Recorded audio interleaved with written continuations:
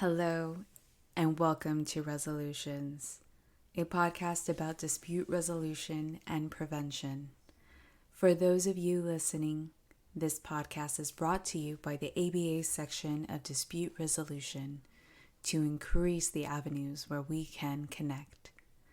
Our hosts serve as interlocutors, engaging in conversations with members of the dispute resolution community about topics of interest in the field. My name is Caroline Stauffer, and I am one of your hosts.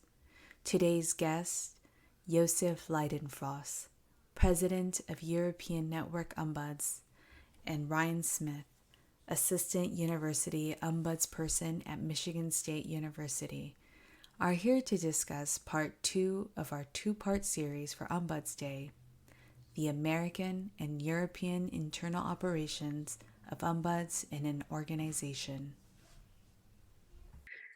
Welcome to Resolutions, Josef Leidenfrost and Ryan Smith, to talk about ombuds and the framework between American and European structures. And if you could share with us how the values of ombuds is communicated through these frameworks. Sure. Yeah, thank you. I have been an ombuds for a little under 4 years. And so I serve as the assistant ombuds at Michigan State University. And the way I came into the role, I had worked in higher education for about 10 years before, mostly in different student affair type roles. And so I worked in housing, I worked in student activities. Most of my time was spent in student conduct. And one of the kind of themes and threads that I was pulling out of a lot of these roles and the work that I was drawn to was that of conflict resolution. And so I was trained as a conflict coach, I was trained as a mediator, and a lot of folks, especially in conduct work, really see the value of conflict resolution training and conflict resolution skills when they're working with students, because a lot of times through conflict resolution, you can avoid a lot of the behaviors that get students in trouble and that come up to you in the conduct role. And so I had been drawn to that work for a long time. And then I had finished a doctorate, and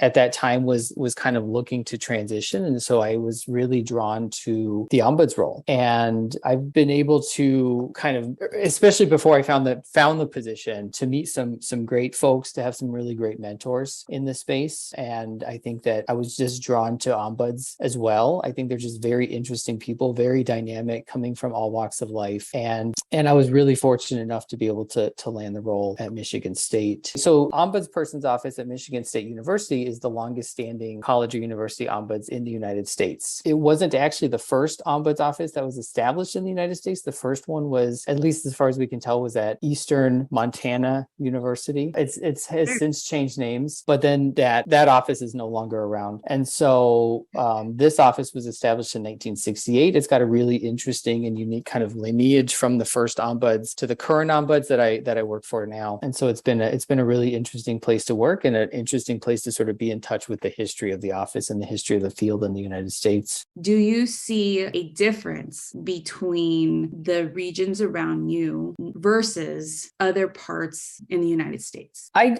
don't know if I do necessarily. I think that that's a struggle that ombuds have had since their founding in the United States, especially, is, I mean, you have this role that is hard to define in one sentence. It's a little bit nuanced, and oftentimes it kind of operates in the gray space. On top of that, I think, what you find, especially probably more so in the United States, but maybe elsewhere too, is ombuds have to sort of defend themselves or kind of communicate the value in terms of making a business case. And so what that then leads to is, well, how has an ombudsperson's office saved an organization money? How has an ombudsperson's office kept employees, prevented turnover, prevented lawsuits potentially? And I think they do, but I think that those are elements that are difficult to measure.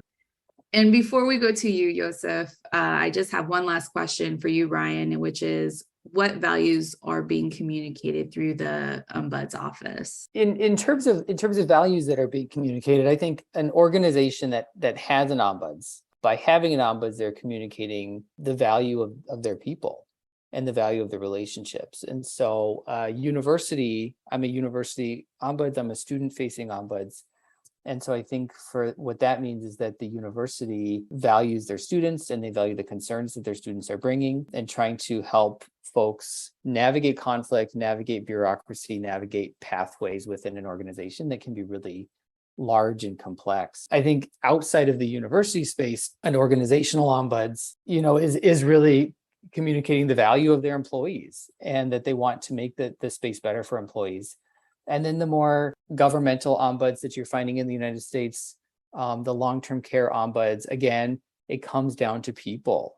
How do we create a space for where our citizens are being heard? Where do we create a space to protect the rights of folks in long-term care facilities, in other facilities where they might not have as much of a voice and they're having to overcome power dynamics? So really, I would say it comes down to people. It's interesting that you talk about the different types of ombuds and talking about bureaucracy, which is actually a really great segue to you, Josef, because it's my understanding that you were the Ministry of the Ombuds of Education, and now you are currently the president of the European Network Ombuds. Yes. Can you share with us your journey, the work that you've been doing?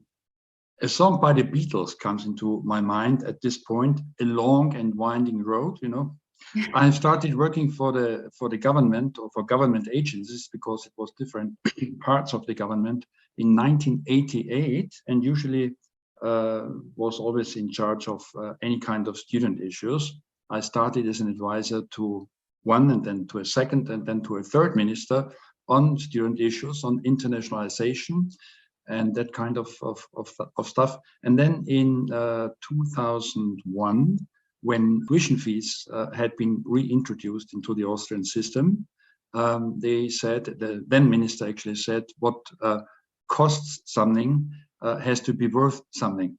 And so she set up, or rather reset, the Ombuds office at the ministry, and I was assigned to be the first ombudsman.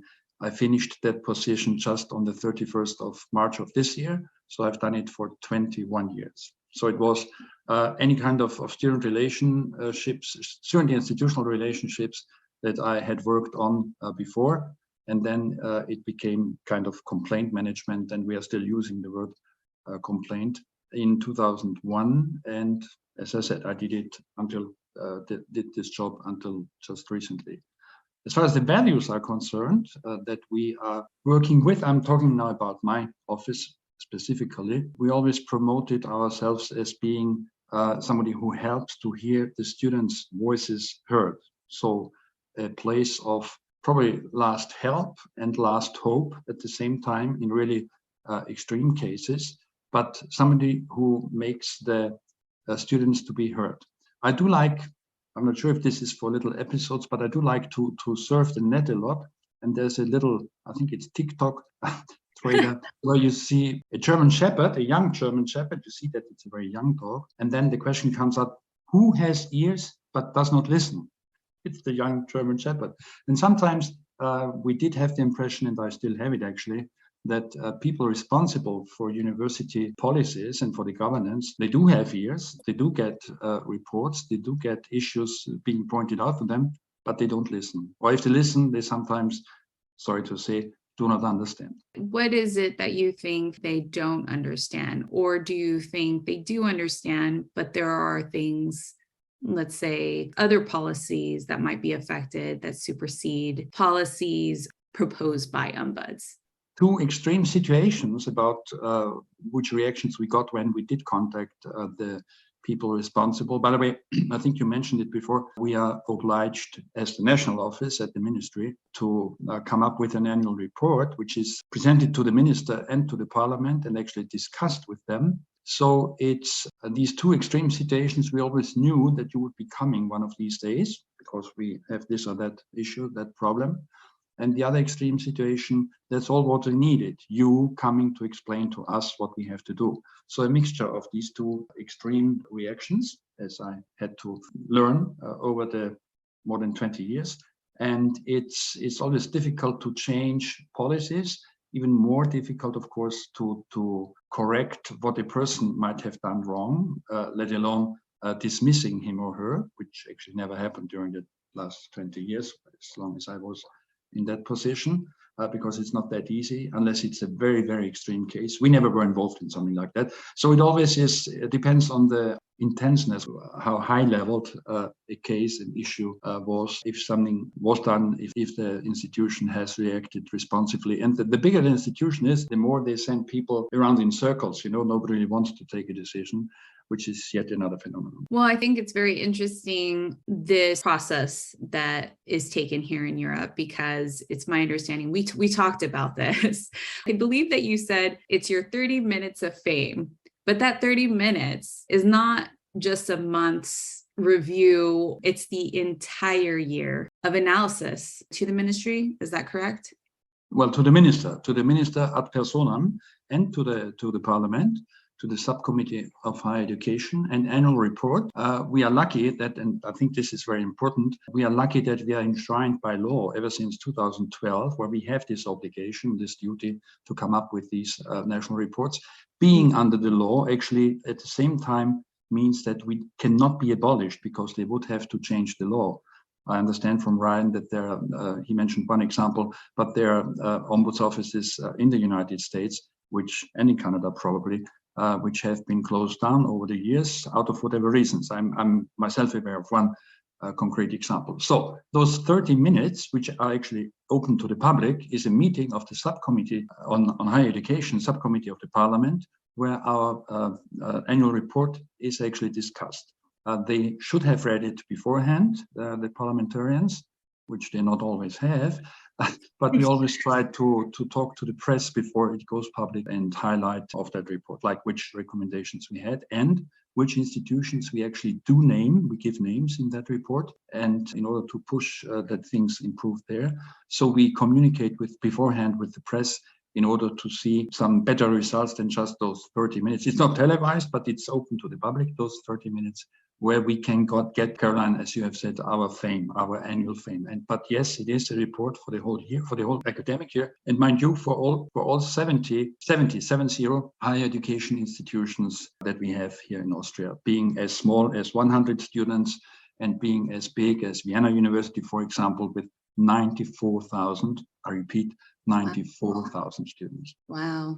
Are these reports well received by the institutions or the universities? In German, we have a word that is Jein, which exists of Ja and Nein. Yes and no.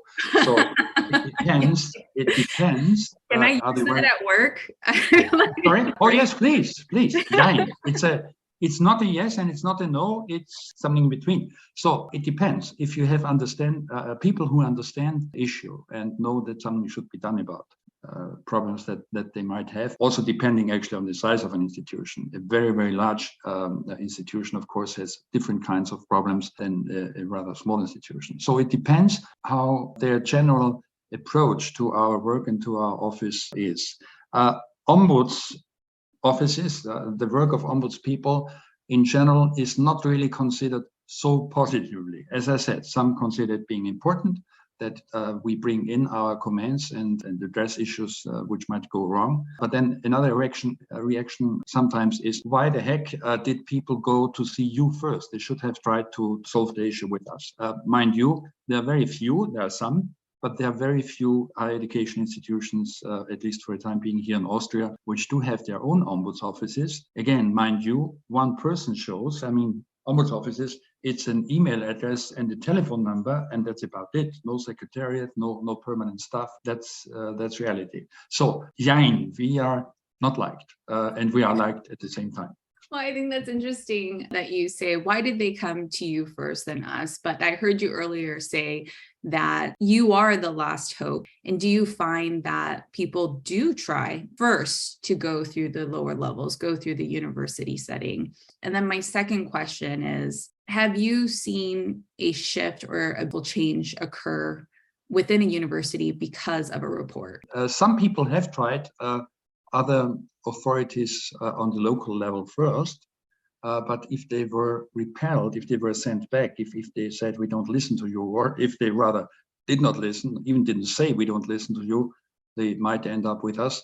And we have cases where people have written to the president, to the federal president of the Republic of Austria, who have written to the prime minister, and who have written to the minister for education, it all ends up on our desk anyway. So different avenues, so to speak, that people are approaching us. The second question was if I noticed any changes in connection with our reports. They never would say in public, we did change because we read it in the report. But sometimes you do have changes which are definitely along the lines of what we have recommended. But they hardly admit that it needed advice from outside, and especially not from the National Ombudsman Office, that they have changed policies, that they have changed concrete situations. We also do actually give, I'm not sure how familiar and how widely practiced this might be in the States and in Canada, but we have the possibility, like actually any citizen of Austria, to send in comments if new laws are discussed in Parliament. They are brought forward as a draft, made public, and then you can give statements which are again publicized, like our report is.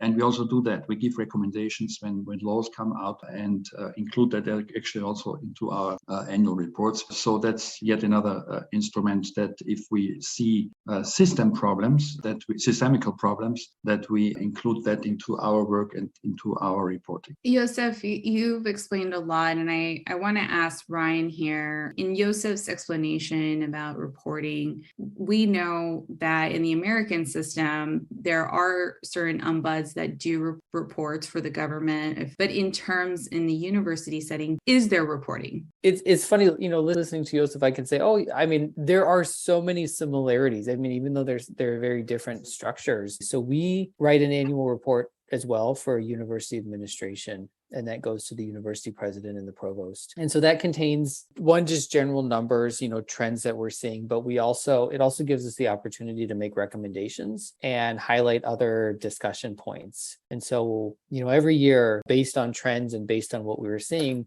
we're making generally more kind of broad-based recommendations in terms of issues in a certain place, and you may want to consider something in response. So we're not that decision maker on that. I think listeners would like to hear what sort of things may arise. If possible, if you're able to share in types of recommendations can come out of this report. I guess in terms of just a general example, something we may report back in an annual report is even like service level complaints. So for example, if we have had a number of visitors to our office coming in talking about the service they're receiving in a particular office on campus. And, maybe it's leading them, I guess, to have bad experiences, but sometimes, depending on where it is, it could impact their status as a student, and it can potentially set them back, and it can do a lot of these things. As it's happening, if we're receiving a number of complaints, then that's something that we'll try to provide. We'll reach out to a particular office in the moment to say, look, we're getting a number of complaints about X, Y, or Z. And generally, it's something that they're probably aware of. And we can kind of have that communication about, where it's going and how we can support and how they can kind of move to remedy it. But then also those in the annual report, we can put it in so it goes to upper level administration so that they know as well that we're getting a number of issues about a particular office or place on campus or area or something like that. Josef, do you have something similar like that? Or I have a very concrete example. I'm trying to find the correct English word for that so that I can report that to you, because it is quite self-explanatory. Okay, I hope I got the right word. I use DeepL, just for the people who are listening to us, a very good program, a translation program. Let me explain that case or describe that case to you that is very also self-explanatory at the same time. And it is actually very mundane. Is that mundane? Yes. Yeah. I hope I used the right word. Listen to it. We had a 70-year-old student, because there are people in their third age. I might start studying. I'm now 65.4, but we have third age, as they are called, tercera edad in Spanish, students. And there was a 70-year-old student of law who did not happen to have a computer at home. It doesn't say anywhere in the law on registration, on perpetuation of your studies, that you do have to use computers, But the admission department at that very university insisted that he does all his communication with the university by computer, and especially the renewal of his registration, which means to pay the semester fee for studying. And he said, he called us, he had a telephone. I'm not sure if a mobile or a landline, but he did call us and said, I'm so desperate because I can't renew my semester. And what we did, we recommended the university that the university would accept this guy to be sent a little invoice by mail so that he could go to the bank or to the post office and pay that semester fee. That we are solution oriented, if I may generalize our role at this point. And with these words, if somebody comes to see us, we would and talks to us and sends us documents, whatever, we are looking into the case, into the issue, and try to help him or her. It was not the University of Vienna, it was a different university. If I have 94,000 clients, more or less, students, in German Anliegeneinbringer, which means people who come up with complaints, and the British call it complaints, we call it complaints in our translation, the Americans call it actually visitors. But anyway, if I have 94,000 clients who can come up with issues, I have a different approach to the individual, in this case to the 71-year-old guy who wanted to continue his law studies, So I can understand the other side, but we are there, I think, in order to help and find an escape road. Thinking of an example, after what Josef had shared too, a lower level issue that they just needed a little bit of help addressing. So our university has a policy called the grief absence policy that allows a student to request time to attend funeral services if they have a family member who's passed. And that's a policy that sometimes I think is difficult for faculty members to understand and translate, because, a lot of times faculty members will say, well, you can have one absence per the syllabus or something like that. But the policy actually goes above and beyond that. Which there aren't a lot of policies that really do that at Michigan State. And so, I had a student call me. Actually, another administrator called and asked if they could refer a student in who was trying to navigate this with a faculty member, and the faculty member is just kind of referring them back into the absence policies that are in the syllabus. I think what's hard about this particular policy and the situation that students are in is that they're generally grieving. It's maybe somebody very close to them has passed away. And that's not when they're wanting to have to jump through a lot of hoops and navigate a lot of bureaucracy. And sometimes it can be fairly urgent. And so in that situation, I talked to the student, and then I picked up the phone and I called the faculty member, and I just clarified, this is really the nature of the policy. And this is kind of what's expected from the policy in terms of that above and beyond what an instructor would normally do. And I think just reaching out to clarify, and I call those, these clarifying conversations can help. And so, then they were able to follow the policy and follow up with the student and grant the student the absences that they were needing to attend those bereavement services. Hearing these types of conflicts, my question to both of you is, what have you learned in all these years? Because you mentioned, Josef, there's 94,000 students. And you come up with a unique solution for everyone. What have you learned to help those proposals be successful? I would like, if I may, Ryan, start, and I would like to refer to 3 issues, which we had included in our most recent annual report about the academic year 2021. And we printed and mentioned the names of the institutions. And by doing that, we are actually obliged by law that we ask for explanations or statements from the institutions on that issue as we present it. So they get the text of what we suggest. I would not like to go into details at this moment what the proposals, what the issues actually were. They are published in German. I mean, I could now, in my brain, if it still works, translate it into English. But anyway, one statement was quite short and to the point and correct. One statement was very sharp in the sense of, we don't need you to explain the situation to us. And by the way, and then they gave a lot of arguments, what we did not take into consideration. Of course, we saw it differently. And the third one gave a completely neutral statement. Again, cases with names in our annual report need to have statements by the institutions which are mentioned in our case description. And it differs from institution to institution, how they react and how strong or how mild they do react. But they do react because they have to react because it's under the... In those reactions, has ombuds changed the way they publish the information? Since it happened for the first time in this mentioned report 2021, for the very first time, no adjustment so far has to be, we were not able to make any adjustment to that. I fortunately am not in charge of this year's report 21-22, because annual report means you're writing it for a whole year, more or less. Since the deadline is the 15th of December, always the time before Christmas was the horror. I don't think we did anything wrong by writing it as we did, because we have an advisory board with which we actually discussed those issues and the texting. And I don't think we need to be either milder or stronger during the next year for statements describing the cases with the names. I don't think we did anything wrong or were too aggressive. I don't think so. Right. I read something that was written by an early ombud. These early ombuds in the United States, there were a lot of them that were trying to kind of like define the role and define, how they operate within the context of an institution. And one of them that stood out to me that I remember, he was trying to explain an ombud's role. And he said that an ombuds is sort of like trying to rob a bank with a water gun. Oh boy.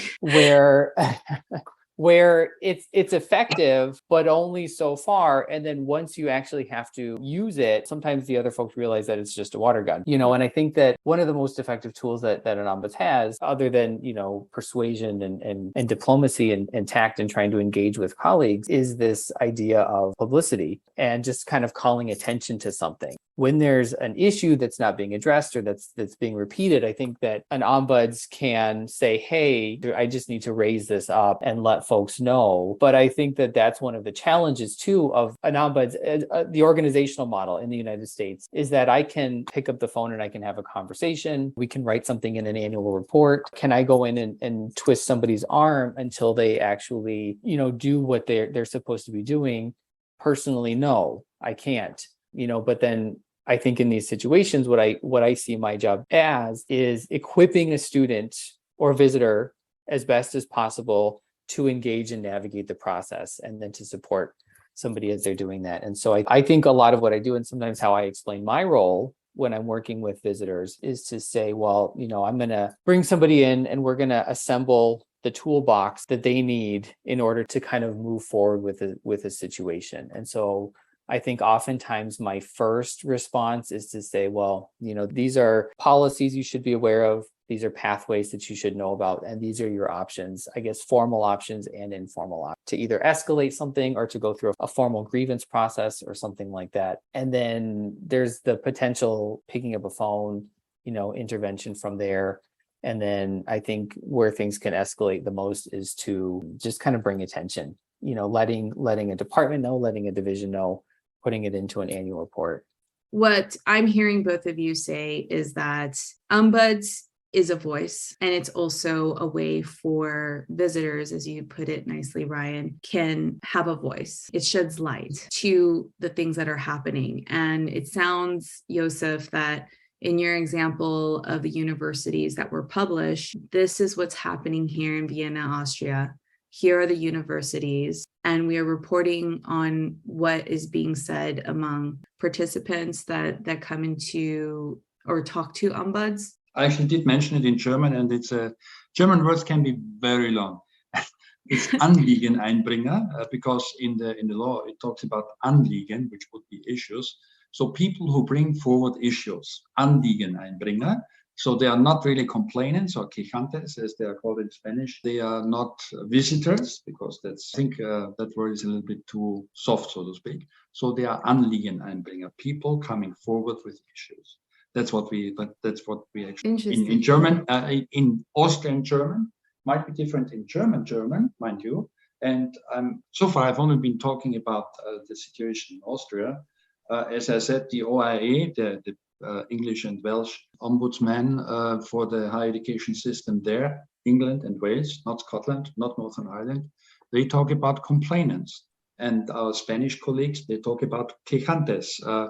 Queja, I think, is the Spanish word for complaint, and quejantes are complainers. So we have different wordings. It takes, in my opinion, it takes out, of course, the rigidity. I hope this word exists. If you call somebody a complainant, so we just call him Anligenvorbringer, a person who comes up with an issue.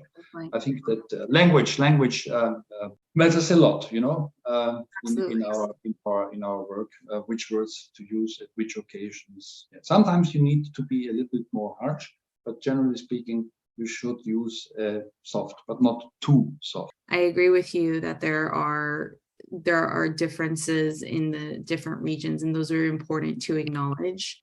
And with that said, do you have any last thoughts about the American versus the European, or European versus the American structures of ombuds? If I may start, if I know the US system and probably also the Canadian system well enough, I think it's a lot more informal than the European systems actually are.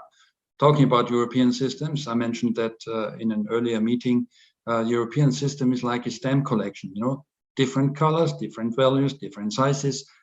You can't really generalize, but I think in general, and now I'm contradicting myself, there's more writing, there's more official going back and forth, official documents, official statements, whatever, going back and forth.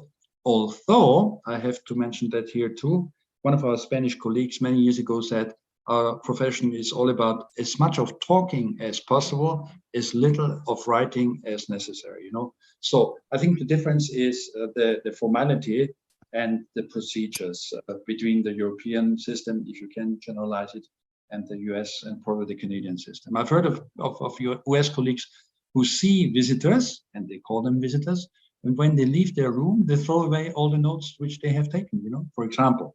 So I think that's the formality versus the informality is one big difference as far as I can judge, as far as I can comment from my position, from what I know about the systems.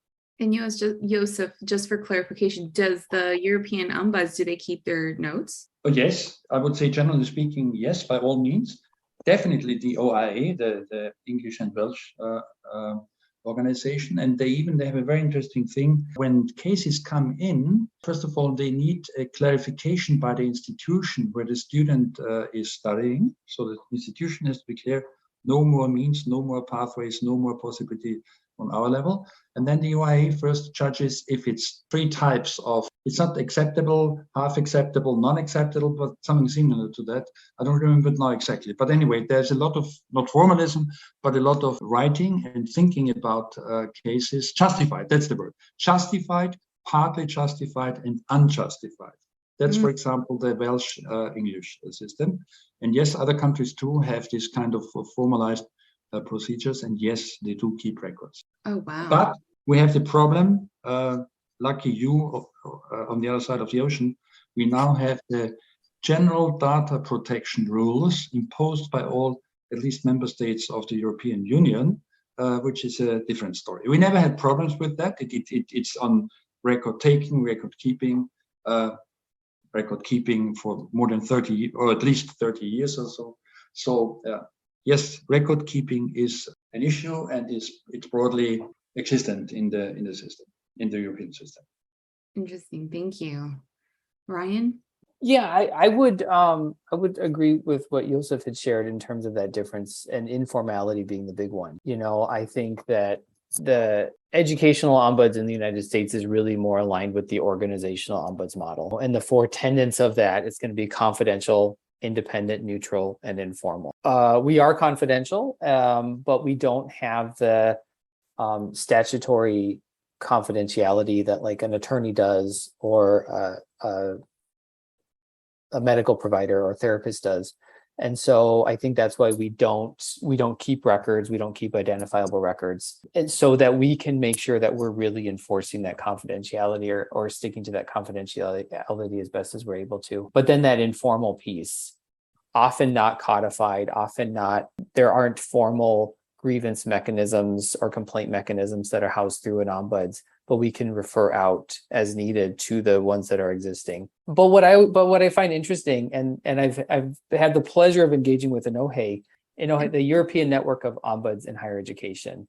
Josef, the organization that Josef is the president of. But once you start to actually talk about the stories or the things you've seen or how certain things have developed, there are so many commonalities in the day-to-day work, even given the differences that exist. So as a part of the most recent conference, I went to a training that was on ombuds investigations. So as an informal ombuds, I do not conduct investigations. But it was a very interesting training, and I was able to take so much away from this day-long training on investigations, even though I don't conduct investigations, because I think a lot of the approaches, a lot of the tools that I'm using as the informal organizational ombuds are used in these more formal models as well. And a lot of it is just, listening and sitting down and working with somebody who is experiencing an issue and helping them to resolve it. Well, thank you so much, Josef and Ryan, to talk to us about Ombuds. And Ombuds Day will be approaching soon on October 13th, and that's a Thursday, October 13th. And it seems that it will be a very exciting conference with a lot of different folks coming from different places and sharing different pathways, as you mentioned before. We look forward to coming to Ombuds. I know that I marked it on my calendar. And thank you again. Thank you, Josef and Ryan. Thank you again for being here today as our guests on ABA resolutions. Thank you. Thank you.